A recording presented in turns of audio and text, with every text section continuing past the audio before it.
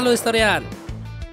Untuk topik kali ini kita akan membahas salah satu pesawat legendaris Amerika Serikat di era Perang Dunia Kedua. Ini adalah pesawat yang memiliki bentuk sayap identik bergaya inverted gull yang menyerupai huruf W. Meskipun kalau kalian lihat ya, bentuknya itu cukup aneh dan terlihat kurang meyakinkan, tapi kalian jangan salah. Ini adalah pesawat multiperan yang selain efektif bertempur untuk menghadapi pesawat musuh, pesawat ini juga bisa menjadi pesawat serang darat yang mematikan. Kalau P-51 Mustang adalah sayap tempurnya US Army, maka inilah dia sayap tempurnya US Navy dan US Marine Corps. Pesawat ini adalah F-4U Corsair.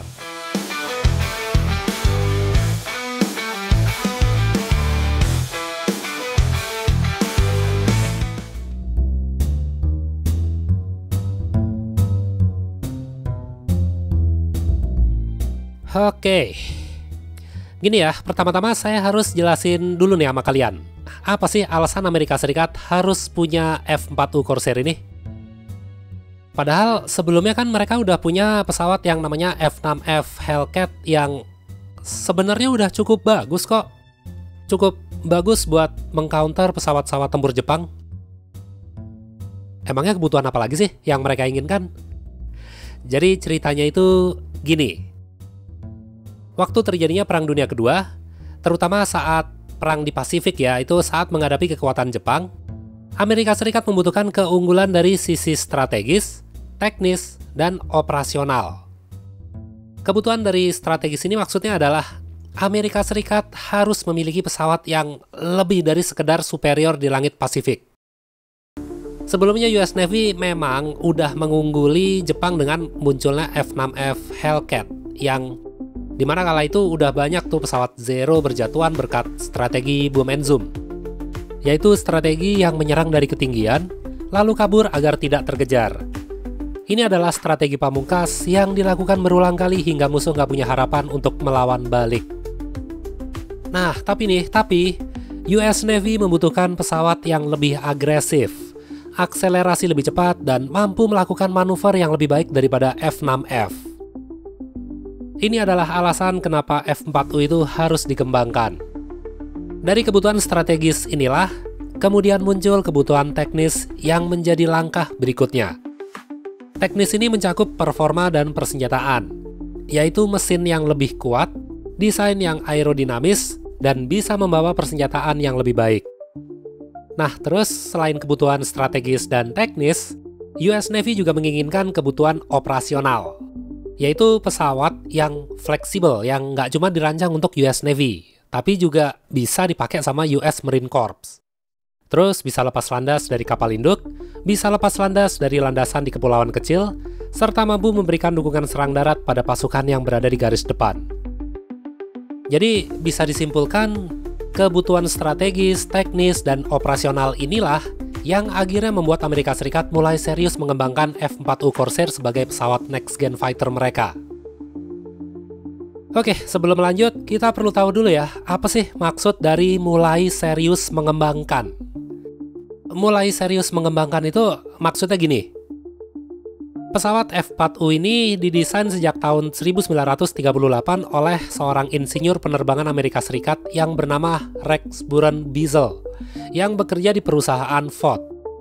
Jadi sebenarnya desain pesawat ini itu udah ada sebelum perang dimulai, tapi belum terlalu dibutuhin soalnya belum mendesak.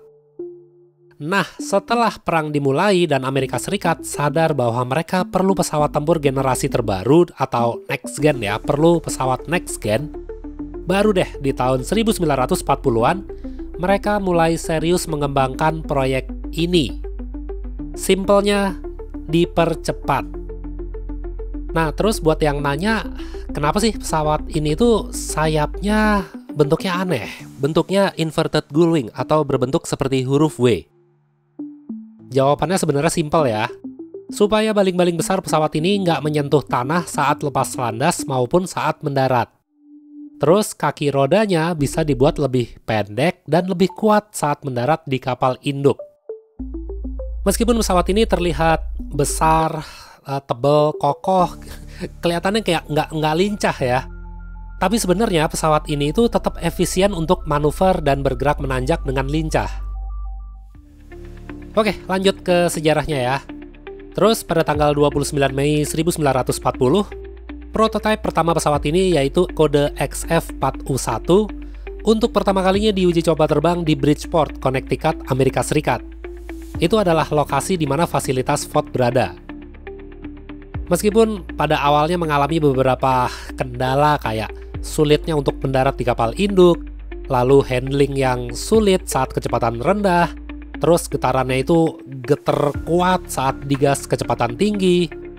Tapi pihak Ford terus melakukan perbaikan hingga akhirnya disetujui untuk produksi massal pada tahun 1942. Nah, selain Ford sebagai pabrikan utama, F4U Corsair ini juga diproduksi oleh Goodyear dan Brewster melalui lisensi resmi dari Ford. Versi keluaran Goodyear ini dinamai sebagai FG1, sedangkan versi Brewster adalah F3A1.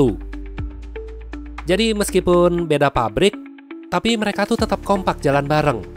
Pokoknya demi kepentingan bersama. Nggak ada tuh istilah rebutan proyek, dana ditilep, atau dimonopoli kayak yang satu ini nih. Tuh.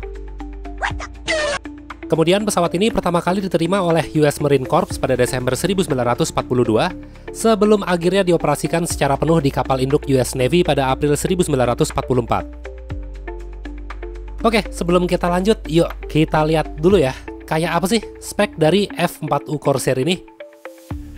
Kalau soal ukuran ya, kita pakai ukuran rata-rata aja deh. Pesawat ini memiliki panjang sekitar 10,26 meter, lebar 12,5 meter, tinggi kalau dihitung sama rodanya itu 5 meter, dan kalau tanpa roda sekitar 3,8 meter. Kemudian bobot saat kondisi kosong ya, itu kurang lebih 4.175 kg. Dan kalau berat maksimum untuk lepas landas, umumnya 6.600 kg. Struktur utama yang dipakai untuk pesawat ini adalah bahan duralumin, yaitu logam aluminium yang ringan tapi kuat. Terus bagian luar badan dan sayap adalah campuran aluminium dan magnesium. Kalau soal mesin yang dipakai, mesinnya adalah mesin Pratt & Whitney R2808 Double West yang memiliki 18 silinder radial dan berkekuatan maksimal 2.250 tenaga kuda. Nah, kalau soal kecepatan, pesawat ini bisa mencapai kecepatan maksimal sekitar 680 sampai 718 km per jam. Sanggup naik hingga ketinggian 36.000 kaki atau 11.000 meter, dan bisa menempuh jarak operasional sejauh kurang lebih 1.600 km sampai bahan bakarnya itu habis. Kemudian kalau kita bicara soal senjata yang dipakai sama F4U Corsair ini, beda varian menggunakan senjata yang beda juga. Contohnya kalau varian awal F4U1 ya, itu umumnya 6 senapan mesin Browning M2 kaliber 12,7 mm atau 50 cal. Kalau varian di atas itu ada yang menggunakan 50 cal dan ada juga yang dipasangi dengan meriam 20 mm. Tergantung kebutuhannya aja. Yang pasti semua varian F4U adalah varian yang fleksibel karena semuanya bisa dipasangi dengan bom dan roket untuk kebutuhan serang darat. Oke guys, itu tadi sedikit sejarah pengembangan dan spesifikasinya. Sekarang kita bicara soal kelebihan dan kekurangan dari pesawat ini. Oke, yang pertama kita bicara soal kelebihannya dulu ya. Pesawat ini merupakan pesawat yang cepat, yang ya bisa dibilang ya cukup cepat lah, yang dimiliki oleh US Navy sama US Marine Corps kala itu, karena bisa menembus kecepatan maksimal 700 km per jam. Kemudian mesinnya itu mesin Pratt & Whitney 2808 Double West, adalah mesin yang sangat kuat yang bisa memberikan tenaga yang besar, mampu mengejar dan menyalip pesawat Zero dari Jepang. Lalu daya tahan struktur pesawat ini tergolong cukup kuat karena sanggup menahan beban saat manuver maupun saat menukik tajam. Bahkan pesawat ini bisa kembali ke pangkalan meskipun udah terkena banyak tembakan. Kemudian seperti yang tadi saya bilang ya, F4U Corsair ini adalah pesawat yang fleksibel, bisa bawa bom dan bisa bawa roket. Dipakai buat dogfight, ayo. Dijadiin serang darat juga, let's go lah. Para pemain WT ya pasti paham dong. Benar kan? Nah.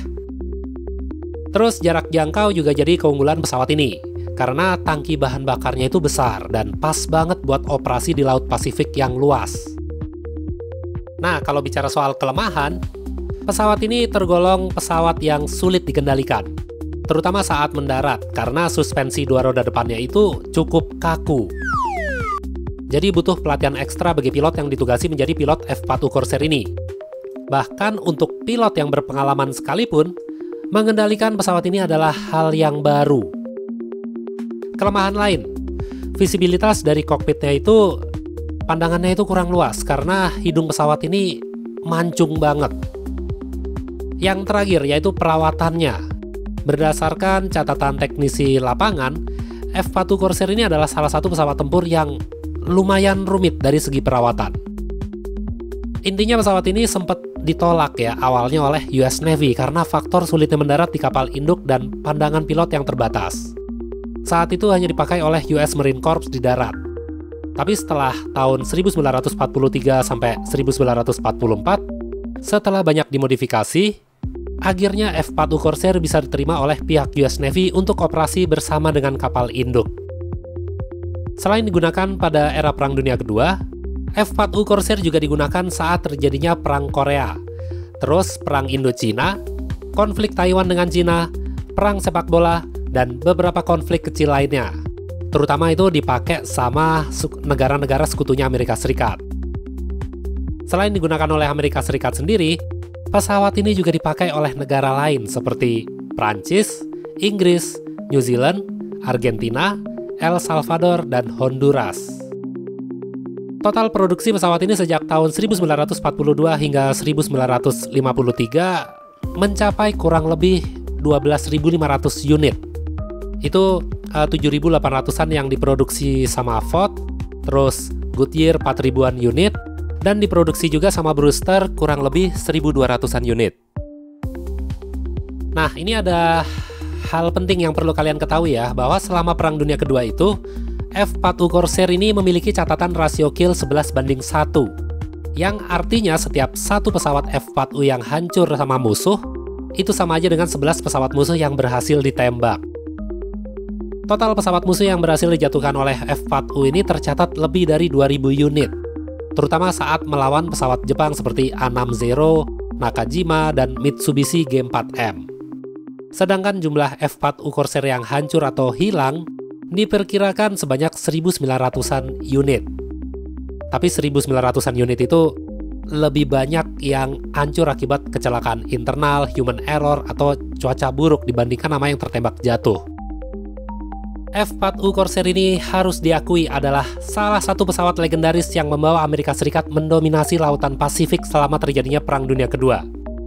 Pesawat ini dikenal tidak hanya dari bentuknya aja, tapi reputasinya di medan perang membuatnya dikenang sebagai simbol supremasi dan kebanggaan armada laut Amerika Serikat.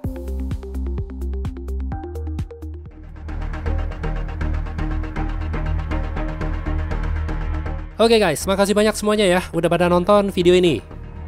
Kalau kalian ada ide, ada request, atau sekedar mau dukung channel ini biar lebih berkembang, silahkan cek link yang ada di kolom deskripsi.